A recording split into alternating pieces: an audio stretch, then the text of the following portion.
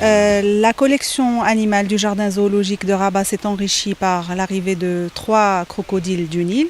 C'est l'une des espèces vedettes du zoo de Rabat et c'est l'une des espèces les plus grandes de reptiles au monde.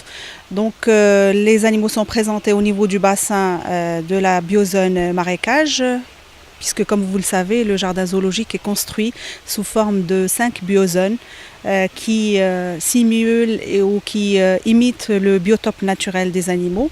Et ces biozones représentent la faune marocaine, saharienne et africaine. Donc c'est un véritable voyage au cœur de la biodiversité africaine qu'on propose aux visiteurs. Ces 3 crocodiles, c'est des crocodiles du Nil. Ils ont presque 6 ans. L'éclosion a eu lieu dans l'élevage de Djerba en Tunisie. Et on a acquis ces crocodiles de telle manière à ce qu'on fasse une mise en contact avec les nôtres. Donc on possédait déjà des crocodiles qui avaient 7 ans, 3 crocodiles, comme vous pouvez le constater ici. On a 6 crocodiles maintenant.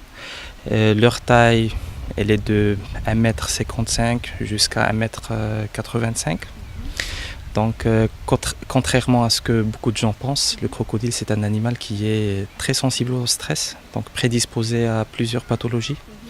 C'est pour ça que notre conduite ici au Jardin zoologique national de Rabat, on est très exigeant en ce qui concerne la biosécurité, et la prophylaxie, que ce soit médicale ou chimique.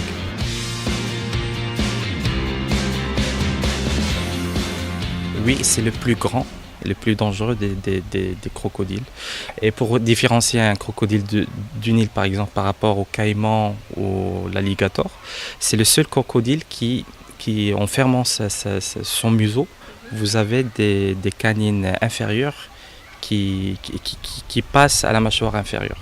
Contrairement à ce qu'on pense, le crocodile du Nil n'existe plus dans le Nil. Il existe partout dans l'Afrique. À l'exception de l'Afrique du Nord, il n'existe pas en Afrique du Nord. Il existait au Maroc, mais vous savez, tous les changements qu'a lieu l'habitat avec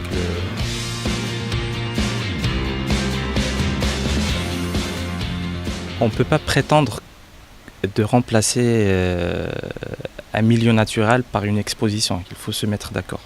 Mais entre-temps, il y a des exigences à l'échelle internationale. On respecte ces exigences. Par exemple, on a jugé que la présente exposition, il ne peut pas héberger plus de 6 crocodiles adultes. C'est pour ça qu'on a pensé à former ce groupe de 6 individus. Donc, comme vous pouvez le voir, cette exposition, elle remplit les 3 principaux conditions, c'est-à-dire la première des choses, la sécurité. L'étanchéité, il ne faut pas qu'un animal sorte en dehors de l'exposition, il ne faut pas une personne étrangère pénètre à l'intérieur de l'exposition. Le deuxième critère, et c'est le critère majeur, c'est le bien-être des animaux. Donc on a déjà parlé de la superficie, que cette exposition ne pouvait pas avoir plus de 6 crocodiles. Comme vous pouvez le constater, il y a plusieurs espaces où on a du sable. Le sable, c'est une matière qui est naturelle et les animaux, ils ont cette envie de prendre des bains de sable, de creuser.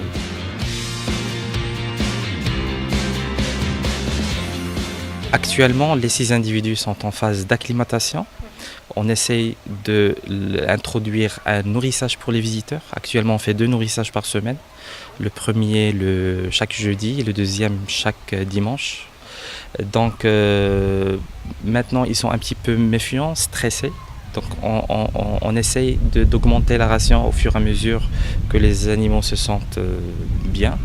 Et ils mangent ou bien de la viande rouge ou bien du poulet. Et on va introduire très prochainement du poisson.